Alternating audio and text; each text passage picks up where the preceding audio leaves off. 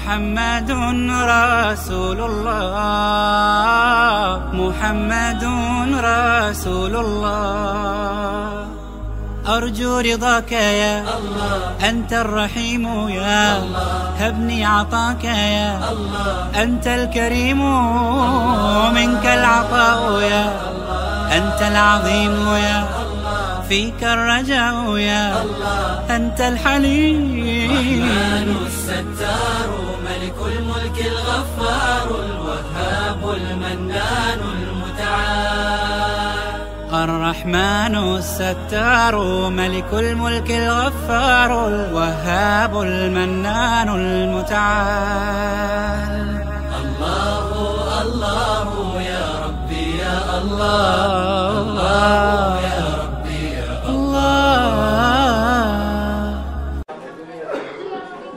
السلام عليكم ورحمة الله وبركاته. الحمد لله رب العالمين ولا عقبة للمتقين ولا عدوان إلا على الظالمين وأصلي وأسلم على أشرف الخلق نبي الرحمة المبعوث إلى كافة البشرية المبعوث رحمة للعالمين نبينا محمد وعلى آله وأصحابه أجمعين وبعد. يقول الله سبحانه وتعالى اليوم أكملت لكم دينكم وأتممت عليكم نعمتي ورضيت لكم الإسلام دينا. يقول عز وجل هو الذي أرسل رسوله بالهدى ودين الحق ليظهره على الدين كله. يقول رسول الهدى صلى الله عليه وسلم الإسلام يعلو ولا يعلى عليه. সম্মানিত দুই দিন ব্যাপী মুসলিম ইসলামী বুনিয়াদী শিক্ষা কোর্সের সম্মানিত অংশগ্রহণকারী দিনী ভাই ও বোনেরা, ইতিমধ্যে আপনারা অত্যন্ত গুরুত্বপূর্ণ কিছু বিষয়ে আলোচনা শুনতে পেরেছেন। ঠিক তেমনিভাবে যেহেতু এই প্রোগ্রাম বছরে কয়েকটা হয় না, অনেক দিন পর আপনারা বুঝতে পেরেছেন যে নীলফামারীতে সম্ভবত এটি প্রথম প্রোগ্রাম। এর আগে নীলফামারীতে মনে হয় এই ধরনের প্রোগ্রাম হয়নি, ঠিক কিনা? যেহেতু এই ধরনের প্রোগ্রাম অনেক দিন পর, অনেক আকাঙ্ক্ষার পর, অনেক প্রচেষ্টার পর বাস্তবায়ন করতে আমরা যাচ্ছি, তাই এই প্রোগ্রামে প্রত্যেকটা সময় মূল্যবান, যাতে করে এই সময়টুকু আমরা কাজে লাগাতে পারি। যদিও বাস্তবতা আমাদেরকে কিছুটা বাধা দিচ্ছে, কিন্তু তারপরেও আমাদের মনোবল, আমাদের মন মানসিকতা, আমাদের আন্তরিকতা, আমাদের নিষ্ঠা আমাদেরকে একথা স্বীকার করতে বাধ্য করছে যে যেভাবে হোক আমরা এই প্রোগ্রাম থেকে উপকৃত হওয়ার জন্য চেষ্টা করব। ঠিক আছে কিনা ইনশাআল্লাহ? আমি এখন আপনাদের সামনে যে বিষয়টি নিয়ে আলোচনা করব সেটি হচ্ছে ইসলামের সৌন্দর্য ঐতিহ্য। আমার সম্মানিত উপস্থিতি দিনী ভাইরা ও বোনেরা, আপনারা জানেন আল্লাহ রাব্বুল আলামিন সর্বশেষ নবী বিশ্ব নবী মুহাম্মদ রাসূলুল্লাহ সাল্লাল্লাহু আলাইহি ওয়াসাল্লামের মাধ্যমে কিয়ামত পর্যন্ত আগত বনি আদমের জন্য যেই দিন মনোনীত করেছেন, যেই ধর্ম ব্যবস্থাকে আল্লাহ রাব্বুল আলামিন একমাত্র জীবন ব্যবস্থা হিসেবে মানুষের জন্য ঘোষণা করেছেন, সেটি হচ্ছে ইসলাম। এই ইসলাম আসলেই আমরা যদি ইসলামের এই সৌন্দর্যকে একটু পর্যালোচনা করি, আমরা দেখতে পাবো যে ইসলাম গ্রহণ করার কারণে যারা সত্যিকারভাবে মুসলিম হয়েছে, আপনারা কারা কথা বলছেন প্লিজ? আপনারা যারা কথা বলছেন প্লিজ মেহেরবানি করে আপনারা চুপ করুন। সম্মানিত উপস্থিতি, আমি বলছিলাম ইসলাম গ্রহণ করার কারণে আমরা দেখেছি যে এই লোকগুলো শুধুমাত্র মরুভূমির রাখাল ছিল, যারা মরুভূমিতে ডাকাতি করত, যাদের পরিচয় ছিল দস্যু, যাদের পরিচয় ছিল লুণ্ঠনকারী, যাদের পরিচয় ছিল হত্যাকারী, যাদের পরিচয় ছিল ব্যভিচারী, এই ধরনের লোকগুলো এমন সোনালী মানুষে পরিণত হয়েছে, এমন আলোকিত মানুষে পরিণত হয়েছে যে কিয়ামত পর্যন্ত বিশ্ববাসী তাদের কোনো উদাহরণ নতুন করে আর সেট করতে পারবে না, নতুন করে পেশ করতে পারবে না, এই ধরনের মানুষ রূপান্তরিত হয়েছে। আপনারা জানেন আবু হুরায়রা রাদিয়াল্লাহু তাআলা আনহু খায়বরের যুদ্ধের পর ইসলাম গ্রহণ করেছেন। আল্লাহ রাসূল সাল্লাল্লাহু আলাইহি ওয়াসাল্লামের সাহাবী আবু হুরায়রা রাদিয়াল্লাহু তাআলা আনহু তিনি খায়বরের যুদ্ধের পর ইসলাম গ্রহণ করেছেন। রাসূলুল্লাহ সাল্লাল্লাহু আলাইহি ওয়াসাল্লামকে তার এই মর্যাদাপূর্ণ সাহচর্য সোহবত পেয়েছেন শুধুমাত্র 4টি বছর। এই 4টি বছর রাসূলুল্লাহ সাল্লাল্লাহু আলাইহি ওয়াসাল্লামের সাহচর্য পাওয়ার পর এমন রেকর্ড তৈরি করেছেন, এমন রেকর্ড সৃষ্টি করেছেন, যে রেকর্ডের মাধ্যমে আবু হুরায়রা রাদিয়াল্লাহু তাআলা আনহু আল্লাহ রাসূল সাল্লাল্লাহু আলাইহি ওয়াসাল্লামের সাহাবীদের মধ্য থেকে সবচেয়ে বেশি হাদিস বর্ণনা করেছেন। সুবহানাল্লাহ, ইসলামের জন্য ত্যাগ করেছেন। আল্লাহ রাসূল সাল্লাল্লাহু আলাইহি ওয়াসাল্লামের এই মূল্যবান সম্পদকে যিনি কিয়ামত পর্যন্ত আগত মুসলমানদের জন্য মিরাস হিসেবে, উত্তরাধিকারী হিসেবে মুহাম্মদ রাসূলুল্লাহ সাল্লাল্লাহু আলাইহি ওয়াসাল্লাম রেখে গেছেন, এই মিরাসকে সংরক্ষণ করার এই ইচ্ছাটুকু এত প্রবল ছিল যে সেটাকে বাস্তবায়ন করার জন্য আবু হুরায়রা রাদিয়াল্লাহু তাআলা আনহু নিজে আল্লাহ রাসূল সাল্লাল্লাহু আলাইহি ওয়াসাল্লাম মসজিদের মধ্যে আহলুস সুফফার লোকদের মাঝে থাকতেন। তাই এই যে ইসলামের এই সৌন্দর্য, আবু হুরায়রা রাদিয়াল্লাহু তাআলা আনহু একদিন, এটি ওমর ইবনুল খাত্তাব রাদিয়াল্লাহু তাআলা আনহুর সময়, যখন ওমর ইবনুল খাত্তাব রাদিয়াল্লাহু তাআলা আনহুর সময় আবু হুরায়রা রাদিয়াল্লাহু তাআলা আনহু বসরার গভর্নর, এটি বর্তমান যে বাহরাইন রয়েছে এই বাহরাইনের আশেপাশে কোন এক নগরী। আবু হুরায়রা রাদিয়াল্লাহু তাআলা আনহু বসরার গভর্নর, তিনি কাঁদছেন। লোকেরা প্রশ্ন করলেন, আশেপাশে যারা ছিলেন তারা জানতে চাইলেন, আবু হুরায়রা তুমি কাঁদছো কেন? তখন আবু হুরায়রা রাদিয়াল্লাহু তাআলা আনহু বললেন যে আমার কান্নায় বুক ফেটে যাচ্ছে। আমি দাউস গোত্রের, ইয়ামানের দাউস গোত্রের একজন রাখাল ছাড়া আর কিছুই ছিলাম না। এই ইসলাম যখন আমি গ্রহণ করেছি, ইসলাম আমাকে এমন মর্যাদা দিয়েছে যে আজকে আমি বসরার গভর্নরের দায়িত্ব পালন করছি, এই মর্যাদা আমি লাভ করতে পেরেছি। আমার বন্ধুগণ, আপনারা কথা বলবেন কম, আপনারা কথা না বলেই আপনারা চা দিচ্ছেন না, আপনারা কথা বললে তো আমরা আর কথা বলতে পারছি না। মেহেরবানি করে আপনারা স্টপ করুন। জি, আমার বন্ধুগণ, আমরা বলতেছিলাম ইসলাম মূলত কিভাবে মানুষদেরকে সৌন্দর্য মণ্ডিত করেছে, কিভাবে ইসলাম গ্রহণ করার পরে প্রত্যেকটি মানুষ এমন সুন্দর মানুষে পরিণত হয়েছে। আপনি যদি তাদের আকীদার দিকে দেখেন, আপনি যদি তাদের আখলাকের দিকে দেখেন, আপনি যদি তাদের আমলের দিকে দেখেন, তাহলে আপনার কাছে স্পষ্ট হবে যে ইসলাম যে তাদেরকে সত্যিকার অর্থে কিভাবে সৌন্দর্যমণ্ডিত করেছে। এর কয়েকটি সৌন্দর্যের কথা আমি আপনাদের সামনে তুলে ধরব। আমার বন্ধুগণ, প্রথম সৌন্দর্যের বিষয়টি হচ্ছে এই, ইসলাম এমন এক সমাজের মধ্যে এসেছিল যখন ওই জাহিলি সমাজ ছাড়া, ওই সমাজের মানুষগুলো জাহিলিয়ত ছাড়া আর কিছুই জানতো না। কিন্তু যখন ইসলাম গ্রহণ করলো, তারা এই কোরআনকে ধারণ করলো, আল্লাহ রাসূল সাল্লাল্লাহু আলাইহি ওয়াসাল্লামকে আল্লাহ রাব্বুল আলামিনের পক্ষ থেকে মনোনীত একমাত্র রাসূল হিসেবে যখন ঘোষণা দিল, তখন দেখা গেল যে যেই সমাজে বছরের পর বছর যুদ্ধ বিগ্রহ লেগে থাকতো, কোনো অধিকার বলতে কারো ছিল না, মাজলুম নির্যাতিত ব্যক্তি শুধু নির্যাতিত হতেই হতো, অপরাধী পাপিষ্ঠ ব্যক্তি অপরাধ করতেই থাকতো। ওই সেই সমাজের মধ্যে ইসলাম গ্রহণ করার পরে এমন অবস্থা, এমন সৌন্দর্য বিরাজ করলো যে লোকদের মাঝে এমন ভালোবাসা এবং সৌহার্দ্য তৈরি হলো, একজন ব্যক্তি নিজের সম্পদ তার আরেকজন মুসলিম ভাইয়ের জন্য ভাগ করে দিচ্ছে, একজন ব্যক্তি নিজের স্ত্রীকে তালাক দিয়ে তার মুসলিম ভাইয়ের কাছে বিবাহের ব্যবস্থা করে দিচ্ছে, যেহেতু ওই মুসলিম ভাই বিবাহ করার ব্যবস্থা নেই। কিভাবে সেই সৌন্দর্য তৈরি হয়েছে? যে সমাজে গতকাল মানুষগুলো লুণ্ঠন করতো, ব্যভিচার করতো, হত্যা করতো, হত্যার পর হত্যা, দর্শনের পর দর্শন হতো, ঠিক সেই সমাজের মানুষগুলো মনে হয় যেন জীবনে আর কোনোদিন তারা শুনে নাই দর্শন কি জিনিস, হত্যা কি জিনিস, লুণ্ঠন কি জিনিস। এমন একটি সুন্দর সমাজ তৈরি হয়, এমন সুন্দর সমাজ। আপনি দেখেন খুদ মুহাম্মদ রাসূলুল্লাহ সাল্লাল্লাহু আলাইহি ওয়াসাল্লাম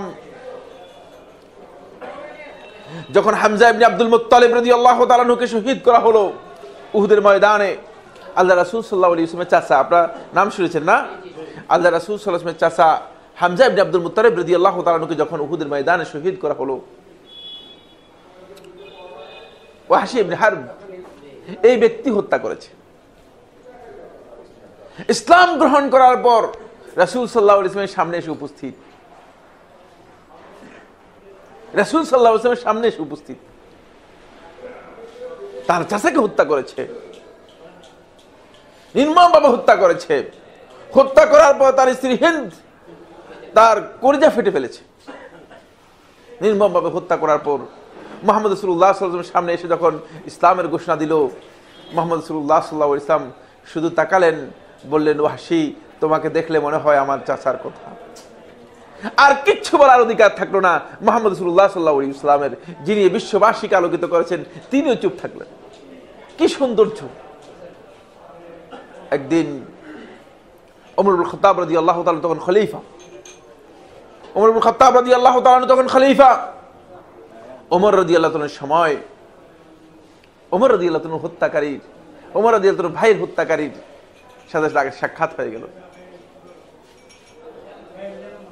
কোন এক কারণে সে ওমর রাদিয়াল্লাহু তাআলার কাছে এসেছে। ওমর রাদিয়াল্লাহু তাআলাকে দেখে সে মনে করলো যে ওমর সম্ভবত আমার উপর আক্রমণ করতে পারে, যেহেতু জাহেলি যুগে আমি তার ভাইকে হত্যা করেছি। ওমর রাদিয়াল্লাহু তাআলা তার দিকে তাকিয়ে থাকলেন, তাকিয়ে বললেন, তুমি আমার ভাই হত্যাকারী আমি জানি, কিন্তু আল্লাহর কসম, ইসলাম তোমার জন্য যেই হক আমার কাছে নির্ধারণ করেছে সেই হক থেকে এক চুল তোমার উপর ওমর জুলুম করবে না, তুমি জেনে রাখো। এটি হচ্ছে ইসলাম। এই সৌন্দর্য মূলত মুসলিম সমাজে আসার কথা, কিন্তু মুসলিমরা সত্যিকার সেই ভ্রাতৃত্ব লাভ করতে পারেনি, সত্যিকার সেই ভালোবাসা তাদের মধ্যে অর্জিত হয়নি, সেই পরস্পর সহযোগিতা তাদের মধ্যে আসেনি। ফলে আজকে এই মুসলিমরা এই সৌন্দর্য থেকে অনেক অনেক দূরে। আজকে আমরা যারা ইসলাম গ্রহণ করেছি অথবা যারা ইসলামের মধ্যে আছি, আমরা মনে হয় যেন যারা ইসলাম গ্রহণ করেছি যে এই লোকটা ইসলাম গ্রহণ করেছে কেন, মনে হয় কোনো উদ্দেশ্য আছে, মনে হয় কোনো উদ্দেশ্য আছে। এটি দাওয়াতি মিশন। এই আদম সন্তানগুলো পঙ্গপালের মতো আগুনের দিকে ধাবিত হয়ে যাচ্ছে, তারা আগুনে ঝাঁপ দিচ্ছে, তারা উড়ে গিয়ে আগুনে পড়ে যাচ্ছে, আর আপনি আমি তাকিয়ে কি দেখছি? আপনার ভাই যদি আগুনে পড়ে যায়, আপনার নিষ্পাপ শিশু যদি আপনার চোখের সামনে আগুনের মধ্যে পড়ে যায়, আপনার কি কোনো করণীয় নেই? অবশ্যই করণীয় আছে। সে করণীয় আমরা আসলে পালন করিনি, সে দায়িত্ব পালন করিনি। উপরন্তু এই মুসলিম সমাজের যে সৌন্দর্য রয়েছে, সেই সৌন্দর্যকে মূলত সত্যিকারভাবে বাস্তবায়ন করার জন্য আমাদের যে কাজটি ছিল, সেই কাজটিও আমরা করতে পারিনি। সেটা হচ্ছে এই সৌন্দর্যের জন্য মুসলমানদের মধ্যে যে ভ্রাতৃত্ববোধ থাকার কথা ছিল, সেই ভ্রাতৃত্ববোধ মুসলমানদের মধ্যে সৌন্দর্য আমরা চালু করতে পারিনি। আমরা এটা আমাদের ব্যর্থতার কথা বলছি, দুঃখের কথা বলছি। ফলে আজকে ইসলাম মানুষ কবুল করতে চায়, কিন্তু ইসলামের জন্য কোথাও কোথাও সো-কল্ড মুসলিম যারা রয়েছে তারা প্রতিবন্ধকতা হয়ে যাচ্ছে, ঠিক কিনা? সো-কল্ড মুসলিম যারা রয়েছে তারা আজকে প্রতিবন্ধকতা সামনে আসছে। তাদেরকে দেখে মানুষ বিবেচনা করে যে আমি ইসলাম গ্রহণ করবো এই লোকের মতো। মানুষ ইসলাম গ্রহণ করতে চায় না। এই জন্য আমার বন্ধুগণ, আল্লাহ রাব্বুল আলামিনের শুকরিয়ার সাথে সাথে আমি আপনাদের এই কথা জানাতে চাই যে আল্লাহ রাব্বুল আলামিন এই যে ইসলামের যে সৌন্দর্য দিয়েছে, এই সৌন্দর্য কিভাবে অর্জন করতে পেরেছিল? এই সৌন্দর্য তখনই অর্জন করতে পেরেছিল যারা ইসলাম গ্রহণ করেছে, তারা ইসলামকে জানতে পেরেছে। ইসলাম শুধু গ্রহণ করলেই ইসলাম গ্রহণ করা হয় না। ইসলাম শুধু গ্রহণ করলাম, শুধু আমি মুখে বললাম আমি ইসলাম গ্রহণ করেছি, আমার বন্ধুগণ, এর মাধ্যমে ইসলাম গ্রহণ করা হবে না। ইসলামকে জানতে হবে। ইসলামকে আপনি যদি জানতে পারেন তাহলেই কেবলমাত্র ইসলাম গ্রহণ আপনার ঠিক হবে, অন্যথা ঠিক হবে না। তাই একটি জঞ্জা বিক্ষুব্ধ জাহিলি সমাজ, অন্ধকার সমাজ, যেখানে আলোর কোনো অস্তিত্ব ছিল না, ঠিক সেখানেই এমন আলো, এমন সুন্দর আলো, যে আমার নবী সাল্লাল্লাহু আলাইহি ওয়াসাল্লাম বলেছেন, আমার নবী সাল্লাল্লাহু আলাইহি ওয়াসাল্লাম বলেছেন, সানা থেকে হাদ্রামাউত পর্যন্ত এই বিশাল ভূখণ্ড একটি অবলা নারী অতিক্রম করে যাবে, কেউ তাকে উত্ত্যক্ত করবে না, ইপ্রিজিং করবে না, কেউ তার সাথে দুর্ব্যবহার করবে না। এমন সুন্দর অবস্থা তৈরি হয়েছিল মানুষের মাঝে। সেখানে ওমর ইবনে খাত্তাব রাদিয়াল্লাহু তাআলা আনহু এই বুকের সাহস নিয়ে বলতেছিল, এই ফোরাত নদীর তীরে যদি কোনো কুকুর না খেয়ে মারা যায় তাহলে আমি ওমরের জন্য জবাবদিহি করব। কত বড় সাহস! এখন তো ঢাকা শহরেই মানুষ না খেয়ে মারা যায়, ঠিক কিনা? এটা সেই সম্ভব নয়, সেই সাহস কারণেই। এই সাহস কোত্থেকে হলো? ওমর ইবনে খাত্তাব রাদিয়াল্লাহু তাআলার কাছে পারস্য সম্রাটের দূত আসলো, দেখিয়ে দেয়া হলো ইবনুল খাত্তাব শুয়ে আছে খেজুর গাছের নিচে, খেজুর গাছের নিচে নির্দ্বিধায়, কোনো রক্ষক নেই, কোনো দারোয়ান নেই, কোনো বডিগার্ড নেই, শুয়ে আছে এই অর্ধ জাহানের খলিফা ওমর ইবনুল খাত্তাব রাদিয়াল্লাহু তাআলা শুয়ে আছেন। স্পষ্ট করে বললেন, ওমর, ইনসাফ প্রতিষ্ঠা করতে পেরেছ, তাই তুমি এই সুন্দর শীতল ঘুমে ঘুমাতে পেরেছ। বন্ধুগণ, এই সৌন্দর্য ইসলামের আমাদেরকে উপলব্ধি করতে হবে। এই সৌন্দর্য ওয়াজ করার জন্য নয়, এই সৌন্দর্য শুধুমাত্র বইয়ের জন্য নয়, এই সৌন্দর্য নিজেদের জীবনের মধ্যে আনার চেষ্টা করতে হবে। সেই সৌন্দর্য হতে হবে আপনার জীবনের মধ্যে, আপনার আখলাকের মধ্যে, আপনার জীবনের মধ্যে। এই সৌন্দর্য আসতে হবে আপনার পরিবারের মধ্যে, আপনার পরিবারের মধ্যে সেই সৌন্দর্য আসতে হবে। সেই সৌন্দর্য আসতে হবে আপনার সমাজের মধ্যে, আপনার দেশের মধ্যে, যেখানে মুসলিমরা বসবাস করে সেখানে সেই সৌন্দর্য আসতে হবে। আসুন বন্ধুগণ, ইসলামের দ্বিতীয় যে সৌন্দর্যের বিষয়টি রয়েছে, যেটি আমি আপনাদের দৃষ্টি আকর্ষণ করবো আজকের আলোচনার মধ্যে, সেটি হচ্ছে এই ইসলাম এই মানব সমাজকে আল্লাহ রাব্বুল আলামিনের গোলামির দিকে আহ্বান করছে। সকল প্রকার গোলামি থেকে মানুষদেরকে বের করে নিয়ে এসে শুধুমাত্র আল্লাহ রাব্বুল আলামিনের গোলামি যাতে করে আমরা করতে পারি সেদিকে আহ্বান করছে। আমার বন্ধুগণ, আল্লাহ রাসূল সাল্লাল্লাহু আলাইহি ওয়াসাল্লাম সাহাবী রবি ইবনে আমির তার বক্তব্যের মধ্যে বলেছেন, ইন্নাল্লাহ ইবতাআসা নাহনু কওমুন ইবতাআসানা আল্লাহু লিনুখরিজাল ইবাদ মিন ইবাদাতিল ইবাদ ইলা রাব্বিল ইবাদ। যে আমরা এমন একটি সম্প্রদায় যা আমাদেরকে আল্লাহ রাব্বুল আলামিন বের করেছেন এই উদ্দেশ্যে যে লিনুখরিজাল ইবাদ, যাতে করে এই বান্দাদেরকে আমরা বের করে নিয়ে আসতে পারি মিন ইবাদাতিল ইবাদ, মানুষের গোলামি থেকে আল্লাহর গোলামির দিকে। আপনি দেখুন আজকে যে ধর্ম ব্যবস্থাগুলো আছে, আপনি যদি হিন্দু ধর্মের কথা বলেন তাহলে সেখানে হাজার রকমের গোলামি রয়েছে। প্রবৃত্তির গোলামি থেকে আরম্ভ করে সকল প্রকার গোলামি সেখানে রয়েছে। সেখানে মানুষের গোলামি রয়েছে।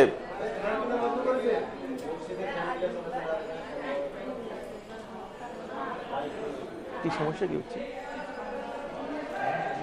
হ্যাঁ, একেবারেই সব চলে গেছে, তাই নাকি?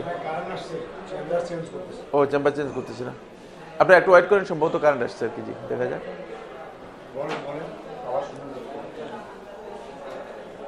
সম্মানিত উপস্থিতি, আমি বলতেছিলাম আজকে দেখেন যে মানুষদেরকে আল্লাহ সুবহানাহু ওয়া তাআলা আল্লাহর ইবাদত করার জন্য সৃষ্টি করেছেন, ওই মানুষগুলোই মূলত আজকে বিভিন্ন ধরনের গোলামিতে তারা আবদ্ধ হয়ে গেছে। কেউ আজকে নিজে তৈরি করে মূর্তি পূজা করছে, কেউ আজকে গাছের পূজা করছে, কেউ গরুর পূজা করছে, কেউ ছাগলের পূজা করছে। যার যা খুশি মনে চাচ্ছে, যেভাবে মন চাচ্ছে সেভাবে মানুষগুলো আজকে আল্লাহ রাব্বুল আলামিনের ইবাদত বাদ দিয়ে বিভিন্ন গোলামিতে লিপ্ত হয়ে গেছে।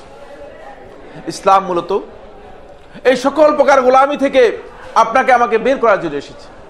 ইসলামের সবচেয়ে বড় সৌন্দর্য হচ্ছে ইবাদত হবে একমাত্র আল্লাহ রাব্বুল আলামিনের জন্য, একজন মাবুদ হবে, আর কোন মাবুদ সেখানে থাকবে না। এটাই মূলত যুগে যুগে আল্লাহ সুবহানাহু ওয়া তাআলা সর্বপ্রথম মানুষ আদম আলাইহিস সালাতু ওয়াস সালাম থেকে শুরু করে সর্বশেষ নবী ও রাসূল মুহাম্মদ রাসূলুল্লাহ সাল্লাল্লাহু আলাইহি ওয়াসাল্লাম পর্যন্ত সমস্ত মানুষকে এটাই নবীগণ দাওয়াত দিয়েছেন যে ইবাদত হবে একমাত্র আল্লাহ রাব্বুল আলামিনের জন্য, আর কারোর জন্য ইবাদত হবে না। আমার বন্ধুগণ, এর সৌন্দর্য দেখেন। আপনি যদি ইবাদত আপনি একাধিক মাবুদের করেন, যারা হাজার রকমের মাবুদের করতেছে, ধরে নিলাম যে এই সমস্ত মাবুদরা ঠিক আছে, কিন্তু আপনি তাহলে আপনার যে প্রয়োজন আছে সেই প্রয়োজন আপনি কার কাছে চাইবেন? আপনি তো আপনার প্রয়োজন এই মাবুদের কাছে বলতে পারবেন না। কোন মাবুদের কাছে চাইবেন? কোন মাবুদকে আপনি বেশি গুরুত্ব দিবেন? কোন মাবুদ আপনার কাছে বেশি প্রাধান্য পাবে? ফলে দেখা গিয়েছে মূলত এই শিরক মিশ্রিত যে দর্শন রয়েছে মানব সমাজে, আজকে শিরক মিশ্রিত যে দর্শন রয়েছে, সেই দর্শনের সবচেয়ে বড় ক্ষতিকর দিক হচ্ছে এই যে বান্দা সত্যিকার ভাবে ইবাদত করতে গিয়ে তার ইবাদত গুলো সে কার জন্য নিবেদন করবে সেটা খুঁজে পায় না। আপনি কি হাতে তৈরি করা মূর্তির জন্য করবেন, না অন্য কার জন্য করবেন? কার কাছে চাইবেন? আপনি দেখেন, কোন ব্যক্তি যখন মুরিদ হয়, যারা মুরিদ হয়েছে তারা বলতে পারবে, এক পীরের কাছে মুরিদ হলে আরেক পীরের কাছে আর মুরিদ হতে দেয় না, ঠিক কিনা? বলে কেন মুরিদ হতে দেয় না কেন? বলে যে না, দুইজন পীরের কাছে মুরিদ হলে তাহলে আপনি চলতে পারবেন না, দুই নৌকা পা দেবেন না। বলে যে সোজা কথা, দুই নৌকা পা দেবেন না। কেন দুই নৌকা পা দেবেন না? যে দুই নৌকা পা দিলে আপনার অবস্থা খারাপ। আমার বন্ধুগণ, যদি এমনটি হয়ে থাকে, আল্লাহ রাব্বুল আলামিনের হক কিভাবে আমরা অন্য মাবুদকে, অন্য ব্যক্তিকে দিতে পারি, অন্য উপাস্যকে দিতে পারি? আজকে এই বিবেচনা যদি আমাদের কাছে আসে, তাহলে ইসলাম এর সৌন্দর্য আমাদের কাছে স্পষ্ট হবে। কোরআনের মধ্যে সে বিষয়টি আল্লাহ সুবহানাহু ওয়া তাআলা বলেছেন। আল্লাহ রাব্বুল আলামিন ইরশাদ করেন, লাউ কানা ফীহিমা আলিহাতুন ইল্লাল্লাহ লাফাসাদাতা, যদি আসমান এবং জমিনের মধ্যে এক ইলাহ আল্লাহ রাব্বুল আলামিন ছাড়া আর কোনো ইলাহের অস্তিত্ব থাকতো, আর অনেক মাবুদ থাকতো, তাহলে আসমান জমিন বিপর্যস্ত হয়ে যেত। বুঝতে পেরেছেন কিনা? কারণ একজনে বলতো যে জমিন ঠিক থাকবে, আরেকজনে বলবে জমিন ঠিক থাকবে না। একজনে বলবে সূর্য উঠবে, আরেকজনে বলবে সূর্য কি, তাহলে আর কেমন পর্যন্ত সূর্য উঠবে কিনা? একজন ইলারাই ঝগড়া লেগে যাবে। আপনার ঘরের মধ্যে দুইজন কর্তা মেনে নিবেন না, মেনে নিবেন কিনা? ঘরের মধ্যে দুইজন কর্তা মেনে নিবে কিনা? যেমন এক মহিলার উদাহরণটা সুন্দর নয় হলো, কিন্তু এক মহিলার দুই স্বামী মেনে নিতে পারবে কিনা? তাহলে ভাগ বাটোয়ারা করে নিতে হবে, সেটা কোনো উপায় নেই। বুঝতে পেরেছেন কিনা? এটি সম্ভব নয়, এটি সৌন্দর্যের পরিপন্থী। এই সৌন্দর্য যদি আপনি ইবাদত একমাত্র করতে চান, যার মধ্যে আপনার অন্তরে প্রশান্তি আছে, সেই ইবাদত যদি আপনি করতে চান, তাহলে অবশ্যই আপনাকে একমাত্র মাবুদের ইবাদত করতে হবে। এই ইবাদতকে আপনি যেখানে সেখানে দিতে পারবেন না। কিন্তু দুঃখজনক বিষয় হচ্ছে, এই আদম সন্তান এই ইবাদত করতে গিয়ে, যেহেতু এই ইবাদত হচ্ছে এমন একটি বিষয় যে আপনি একজন মানুষ, আল্লাহর সৃষ্টি, শুধু সৃষ্টি নয়, সৃষ্টির মধ্যে শ্রেষ্ঠ, ঠিক কিনা? মানুষগুলো সৃষ্টির মধ্যে শ্রেষ্ঠ না নিকৃষ্ট? ঈমান আনার পরে মানুষগুলো হচ্ছে সৃষ্টির মধ্যে শ্রেষ্ঠ। আর ঈমান যদি কোনো ব্যক্তি না এনে থাকে, তাহলে সে ব্যক্তি হচ্ছে সৃষ্টির মধ্যে সবচেয়ে নিকৃষ্ট। বুঝতে পেরেছেন কিনা? এজন্য আমাদের এইখানে ভুল আছে। আমরা একটা বক্তব্য কোট করে থাকি, মানুষ সৃষ্টির সেরা জীব। সত্য কথা নয়, মানুষ সৃষ্টির সেরা জীব নয়। সৃষ্টির সেরা জীব হচ্ছে যে সত্যিকার মাবুদকে চিনতে পেরেছে, সেই। কোরআন সাক্ষ্য দিয়েছে। আর সৃষ্টির সবচেয়ে নিকৃষ্ট জীব হচ্ছে আল্লাহ রাব্বুল আলামিনের সাথে যে কুফরি করেছে, আল্লাহ রাব্বুল আলামিনকে চিনতে পারেনি। বুঝতে পেরেছেন কিনা? শিগাল কুকুরের চেয়ে নিকৃষ্ট, হিংস্র জানোয়ার চেয়ে নিকৃষ্ট, যে তার মাবুদকে চিনতে পারেনি। বুঝতে পেরেছেন কিনা? ফলে আল্লাহ রাব্বুল আলামিনের হক অন্যকে বিতরণ করে দিচ্ছে। আমি যে পয়েন্টটি আপনাদের সামনে আলোচনা করতে চাচ্ছিলাম, সেটি হচ্ছে, আপনি সৃষ্টির শ্রেষ্ঠ হওয়ার পর আপনার ইবাদত হচ্ছে গায়াতুল হুব মা গায়াতুত তাদাল্লুল, সর্বোচ্চ ভালোবাসা। আজানের সময় হয়ে গেছে? হ্যাঁ হ্যাঁ, আজান কয়টা হয় এখানে? সেটা আগে হয়, এখন সময় আছে, একটু সময় আছে। সম্মানিত উপস্থিতি, আমি বলতেছিলাম ইবাদত হচ্ছে গায়াতুল হুব, আপনার সর্বোচ্চ ভালোবাসা আপনি নিবেদন করবেন। মা গায়াতুত তাদাল্লুল, সবচেয়ে নিজেকে অবনত করার মাধ্যম। আল্লাহ রাব্বুল আলামিন এটাই হচ্ছে ইবাদত। আর এই ইবাদত আপনি এই পৃথিবীর শ্রেষ্ঠ সেরা মাখলুক হয়ে আপনি কুকুরের সামনে করতে পারবেন কিনা? এই ইবাদত আপনি ছাগলের সামনে করতে পারবেন কিনা? এই ইবাদত গরুর সামনে করতে পারবেন কিনা? গাছের সামনে করতে পারবেন কিনা? মানায় না, বেমানান। আজকে এই পৃথিবীবাসী যারা নিজেরা তৈরি করে বিভিন্ন পূজা করে যাচ্ছে, গাছের পূজা করছে, বিভিন্ন বেদির পূজা করছে, বিভিন্ন সৌধের পূজা করছে, তারপরে কবরের পূজা করছে, ইত্যাদি ইত্যাদি, হাজার রকমের পূজা করে যাচ্ছে, এটা বেমানান হতে পারে না। কারণ তুমি আদম সন্তান, এই মাখলুকাতকে তুমি কিভাবে মনে করছো তোমার তারা কিছু করতে পারে? এটি শুধুমাত্র শোভা পায় কার জন্য? আল্লাহ সুবহানাহু ওয়া তাআলার জন্য। সুতরাং এই মাখলুকাতের জন্য এটি শোভা পায় না, এটি সৌন্দর্যের পরিপন্থী। এই জন্য যারা এই কাজটুকু করছেন তারা নিজেকেই সত্যিকার অর্থে হেয় করছেন। এই হেয়র দলিল কি? একটি ঘটনা বলবো আপনাদেরকে।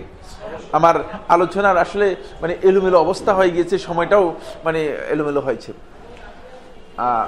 আপনারা জানেন আগাখানি একটা গ্রুপ রয়েছে ইসলামের নামে, সবচেয়ে বাতিনি গ্রুপরা সবচেয়ে বেশি পথভ্রষ্ট। বাতিনিদের একটা গ্রুপ হচ্ছে আগাখানি গ্রুপ। আপনারা শুনেছেন কিনা এই গ্রুপের নাম? আগাখানি গ্রুপ শুনছেন না? কেউ শুনতে পারেন, যারা ইতিহাস সম্পর্কে পড়েন বলতে পারবেন, ইসলামের ইতিহাস এবং সংস্কৃতি সম্পর্কে যাদের স্টাডি রয়েছে তারা বলতে পারবেন। এই আগাখানি গ্রুপের ইমাম যে মারা গিয়েছে, তারপরে তার ছেলে সেখানে মানে এখন ইমাম হয়েছে, তা হচ্ছে আব্দুল করিম আগাখানি। আব্দুল করিম আগাখানি অল্প কিছুদিন আগে বাংলাদেশে এসেছিল, আপনাদের জানা থাকার কথা।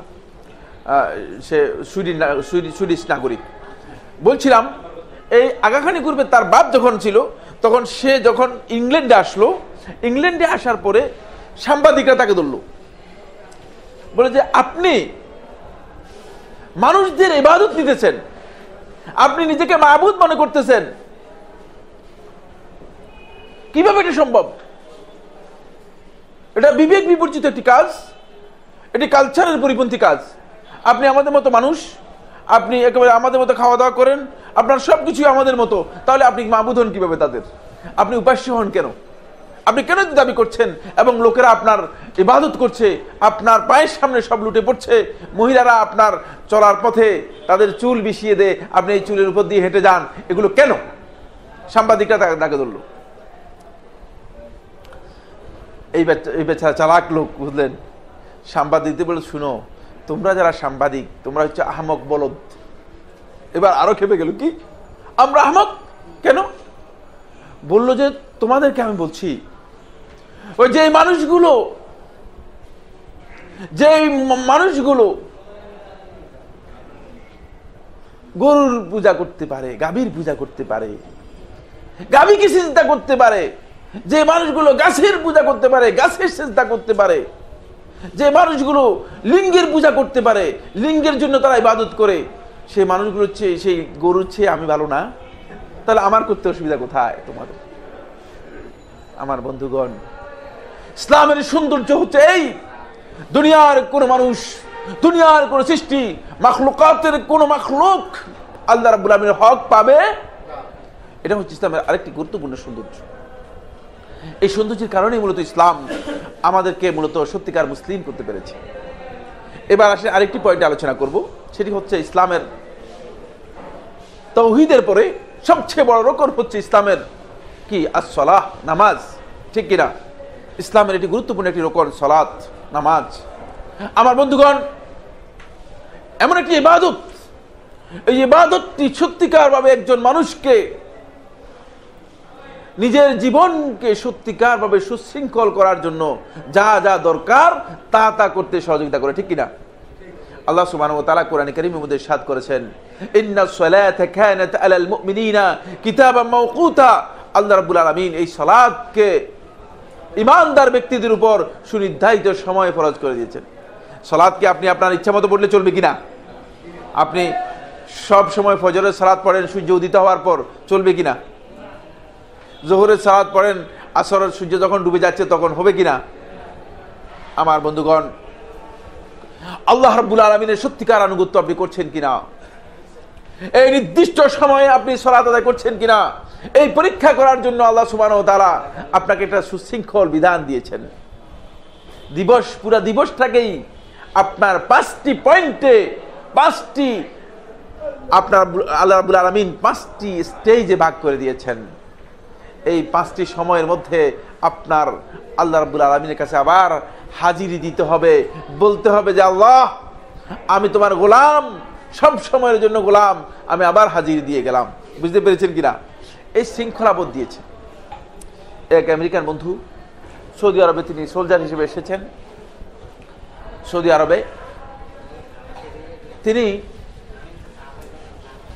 যখন সৌদি আরবের মসজিদে আশেপাশে যখন গেলেন, দেখলেন লোকেরা সালাত আদায় করে, দেখলেন কিভাবে সালাত আদায় করে, একটু দেখি।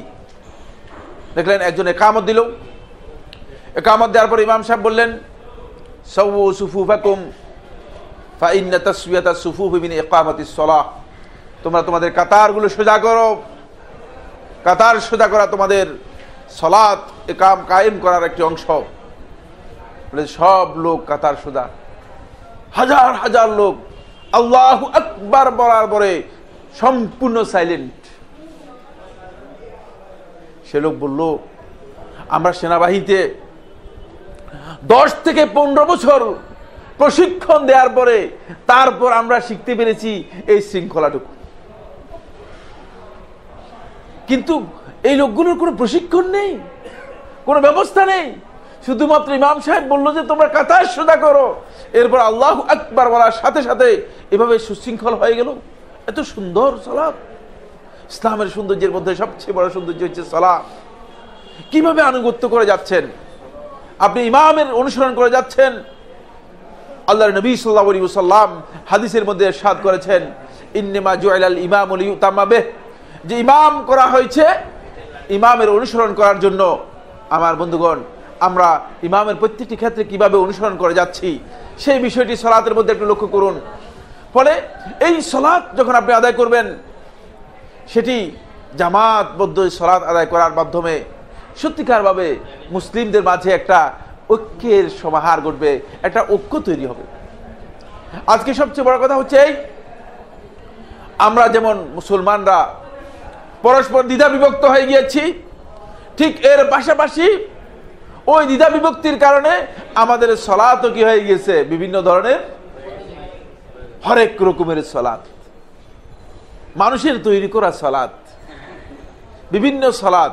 আমাদের এক বন্ধু অল্প আগে বলতেছিলেন যে আমরা আবু হানিফা রাহমাতুল্লাহ আলাইহি সালাত আদায় করে থাকি।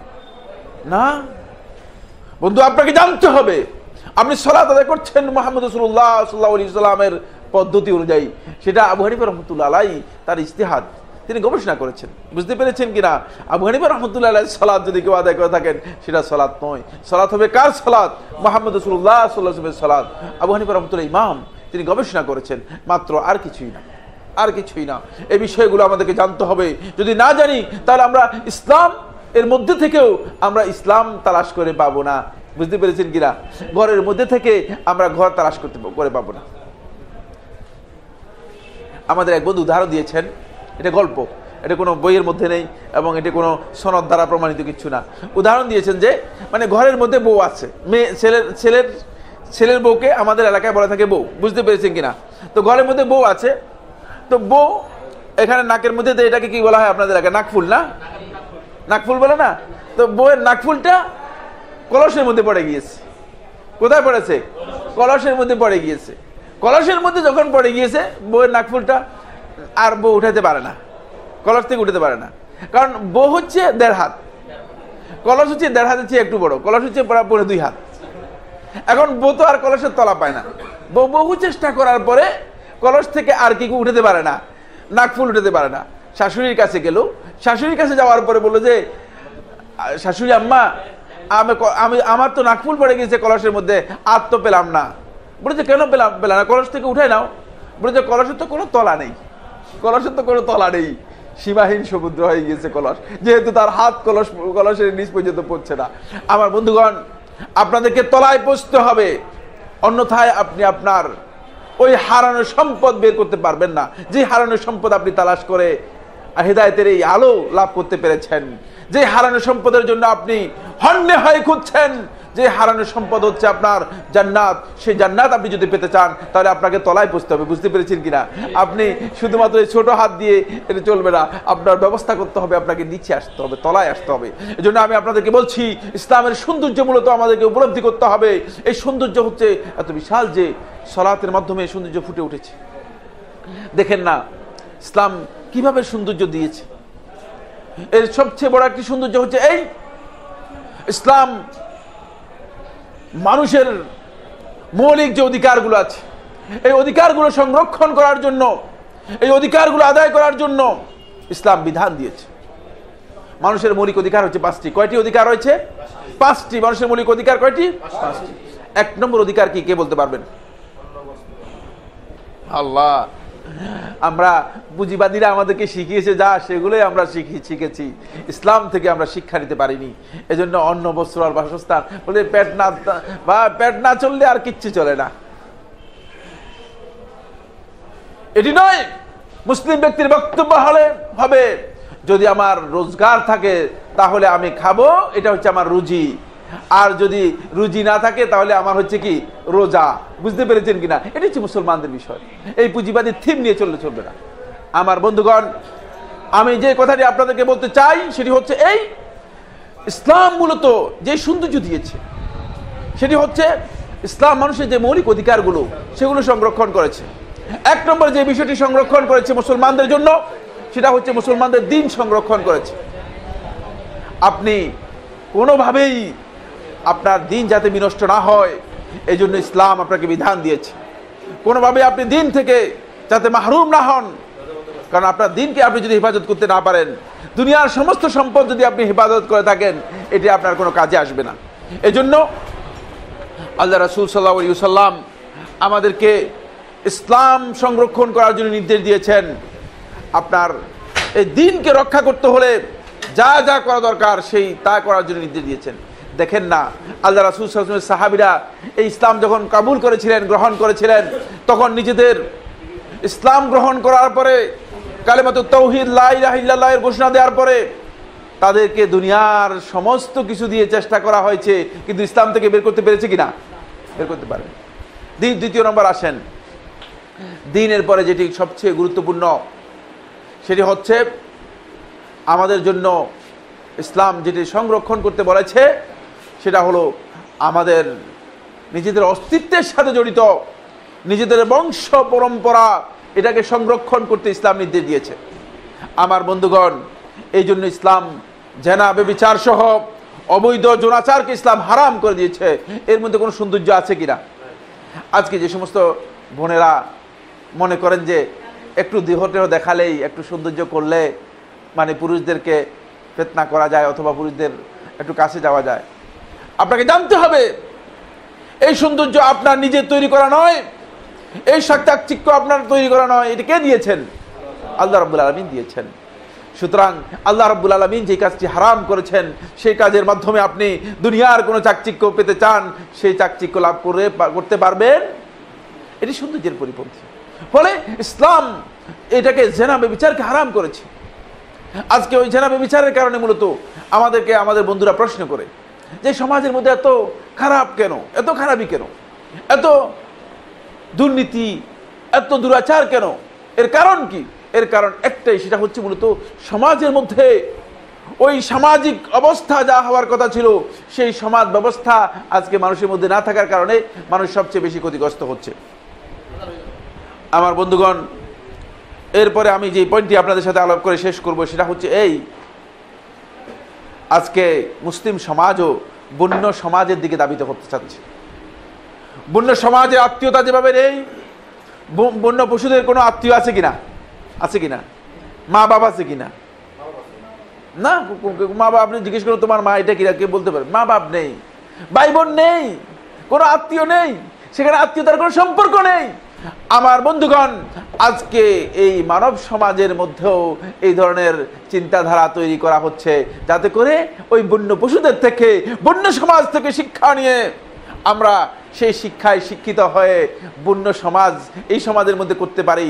তাই দেখা গিয়েছে যে এদের আত্মীয়তার সম্পর্ক উঠিয়ে দেওয়া হচ্ছে, পারিবারিক সম্পর্ক উঠিয়ে দেওয়া হচ্ছে, সেই প্রগতির নাম দিয়ে বিভিন্ন স্লোগান দিয়ে মুসলমানদেরকে আজকে বিভ্রান্ত করার চেষ্টা করা হচ্ছে, ঠিক কিনা? এর কারণ একটাই, সেটা হচ্ছে এই, এতে ইসলাম থেকে আমরা দূরে সরে যাব। ইসলাম থেকে দূরে সরার সাথে সাথে যেটা হবে, সেটা আমরা মানুষ থেকে দূরে সরে যাব। ইসলাম মানুষের যে সংজ্ঞা রয়েছে, এই সংজ্ঞাকে পরিপূর্ণতা দিয়েছে কে? ইসলাম দিয়েছে। ইসলামের মাধ্যমে মূলত মানুষ প্রকৃত মানুষ হয়েছে। ইসলামের নির্দেশনার মাধ্যমে, ইসলামের আখলাকের মাধ্যমে, ইসলামের চরিত্রের মাধ্যমে মূলত মানুষগুলো প্রকৃত মানুষের রূপান্তরিত হয়েছে। বুঝতে পেরেছেন কিনা? এখন ইসলামের এই সংজ্ঞায় যদি মানুষগুলো না আসে, তাহলে কিন্তু ইসলাম যখন হারিয়ে যাবে, তখন মানুষগুলো হারিয়ে যাবে, এগুলো আবার বন্য মানুষই কিভাবে রূপান্তরিত হবে? আজকে আমেরিকার সমাজ দেখেন, তারা তাদের এক পরিসংখ্যানে বলেছে, তাদের সিনেটরদের মধ্যে প্রতি 7-10 জনের মধ্যে 7 জন হচ্ছে জারজ সন্তান, এদের মা বাবার কোনো পরিচয় নেই। বলে নাউজুবিল্লাহ। যেখানে 7 জনই জারজ সন্তান, তো এদেরকে দিয়ে আপনি কি আশা করতে চান? বুঝতে পেরেছেন কিনা? তাহলে এই সমাজের মধ্যে অবস্থা কি হবে? তাই ওই সমাজের অবস্থা হচ্ছে এই, ওই সমাজের এক বোন তার বক্তব্যের মধ্যে তিনি লিখছেন যে বৃদ্ধ মা বাপ বৃদ্ধ হয়ে গিয়েছে, আপনি বৃদ্ধ হবেন, আমি সাইফুল্লাহ বৃদ্ধ হব, সবাই বৃদ্ধ হবে। বন্ধুগণ, ওই বৃদ্ধ মা বাপকে নিয়ে যাওয়া হয়েছে ওল্ড হোমে, বৃদ্ধাশ্রমে। মা বাপকে ঘরে স্থান দেয় না, এই মা বাপকে ঘরে স্থান দেয় না। অথচ আমার আল্লাহ রাব্বুল আলামিন এই মাতা পিতার হককে আল্লাহর হকের সাথে সম্পৃক্ত করে কোরআনের মধ্যে উল্লেখ করেছেন, ঠিক কিনা? জানতে হবে আপনাদেরকে ইসলাম সম্পর্কে, ইসলামের সৌন্দর্য সম্পর্কে। ওই বৃদ্ধ মা বাপকে যখন ওল্ড হোমে রেখে দেওয়া হয়েছে, মাঝে মধ্যে যায় বৃদ্ধ মা বাপকে দেখার জন্য। একদিন খবর আসলো যে বাপ মারা গিয়েছে। বাপ মারা গিয়েছে, তখন বাপের শেষ কীর্তি করার জন্য সেখানে গেল। তারা যেগুলো করে থাকে সেই শেষ কীর্তি করার পরে ওই বৃদ্ধাশ্রমে গিয়ে মায়ের সাথে দেখা হলো। মায়ের সাথে দেখা হওয়ার পর মা বলল, হে আমার ছেলে, তোমার সাথে একটু কথা বলতাম। বলে বলেন। বলে দেখো, তোমাদের ঘরে যে কাজের বেটি আছে, কাজের যে বুয়া আছে, সে বুয়াকে তোমরা কয় বেলা খাবার দাও? বলে আমরা 2 বেলা খাবার দিই। বলে দেখো, আমি তোমার মা, আমি আর এখানে থাকতে চাই না, আমাকে 1 বেলা খাবার দিবে, অন্তপক্ষে আমাকে ঘরে নিয়ে যাও। তোমার ঘরে নিয়ে যাও, আমি 1 বেলা খাবো, আর 1 বেলা আমি খাবো না। তোমার ওই কাজের বুয়ার ছি আমাকে অর্ধেক খাবার দিবে, তারপর আমাকে ঘরে নিয়ে যাও, আমাকে বৃদ্ধাশ্রমে রেখে দিও না। বলে যে মা, এটা তো আমার ওয়াইফের সাথে আলাপ করতে হবে। ওয়াইফ যদি রাজি হয় তাহলে হয়তো সম্ভব হবে আপনাকে এখান থেকে নেওয়ার জন্য। ওয়াইফ কি রাজি হবে কিনা? ওয়াইফকে বলার পরে ওয়াইফ বললো যে এই সমস্ত বৃদ্ধাকে ঘরে আনলে তুমি থাকবে ঘরে, আমার থাকার দরকার নেই, আমি এ ঘরে থাকবো না।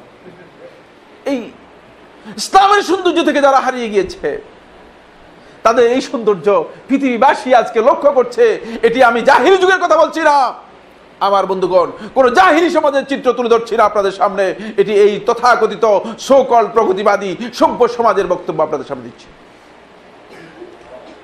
সুতরাং ইসলাম যে সৌন্দর্য দিয়েছে, ওয়াবিল ওয়ালিদাইনি ইহসানা, পিতামাতার প্রতি সদ্ব্যবহার করো।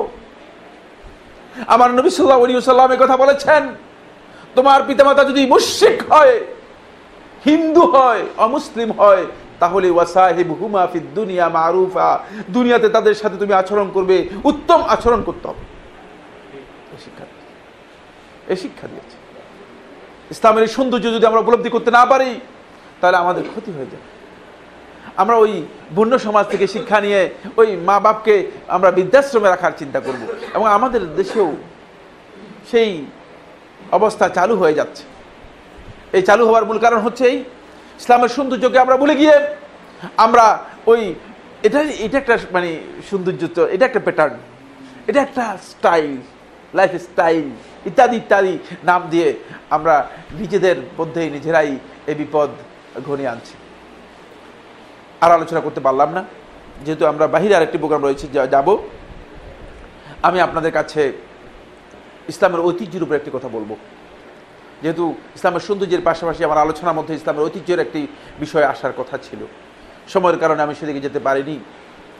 আমার বন্ধুগণ, ইসলামের সবচেয়ে বড় ঐতিহ্য হচ্ছে এই ইসলাম এই মানুষগুলোকে সত্যিকার আল্লাহ রাব্বুল আলামিনের কাছে আত্মসমর্পণ করতে বাধ্য করে, আল্লাহর বিধানের সামনে আত্মসমর্পণ করতে বাধ্য করে।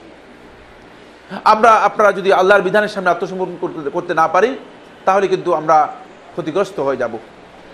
এজন্য আসুন ইসলামের বিষয়গুলো আমরা স্টাডি করি। অনেক বন্ধু রয়েছেন যারা ইসলাম নিয়ে স্টাডি করেছেন বলেই তো আজকে ইসলামে প্রবেশ করেছেন। এক ভাই সকালবেলা যখন ইসলামের কথা ঘোষণা করছিলেন, তিনি বলেছেন, সত্যিই মৃত্যুর পরে একজন মানুষকে যদি তার উপর আপনার চোখের সামনে কষ্ট দেওয়া হয়ে থাকে, এর চেয়ে নির্মমতা আর কি হতে পারে? এর চেয়ে নির্মমতা আর কি হতে পারে? এটি ইসলামের একটি সৌন্দর্য যে ইসলাম একজন ব্যক্তিকে জীবিত অবস্থায় সম্মান দিয়েছে, মৃত্যুর পরেও সম্মান দিয়েছে। আসুন আমরা এই বিষয়গুলো উপলব্ধি করি। আল্লাহ সুবহানাহু ওয়া তাআলা আমাদের সবাইকে তৌফিক দান করুন। হাযা ওয়া সাল্লাল্লাহু আলা নবিয়িনা মুহাম্মদ ওয়া আলা আলিহি ওয়া আসহাবিহি ওয়া সাল্লাম। সময়ের কারণে আমরা প্রশ্ন উত্তরে যেতে পারিনি। ইনশাআল্লাহ তাআলা আমার প্রশ্ন উত্তরের পর্ব আবার আরেকটি ক্লাস পর্যন্ত আমরা ডিলে করছি। পরবর্তী ক্লাসে আমরা ইনশাআল্লাহ প্রশ্ন উত্তর দেবো। আর আমাকে প্রশ্ন উত্তর করা না করলেও চলবে, আমার এনটিভিতে প্রতিদিন প্রশ্ন উত্তর রয়েছে। আপনারা এনটিভিতে প্রশ্ন করলেই আমাকে সেখান থেকে উত্তর পেয়ে যাবেন। এজন্য আর আমাকে বারবার প্রশ্ন করার দরকার নেই। অন্যদেরকে হয়তো নাও পেতে পারেন, আমাকে নিয়মিত এনটিভির মধ্যে পাবেন, তাই আপনাকে সেখানে প্রশ্ন করতে পারবেন। ওয়া আখিরু দাওয়ানা আলহামদুলিল্লাহি রাব্বিল আলামিন। لا إله إلا الله، لا إله إلا الله، لا إله إلا الله، محمد رسول الله।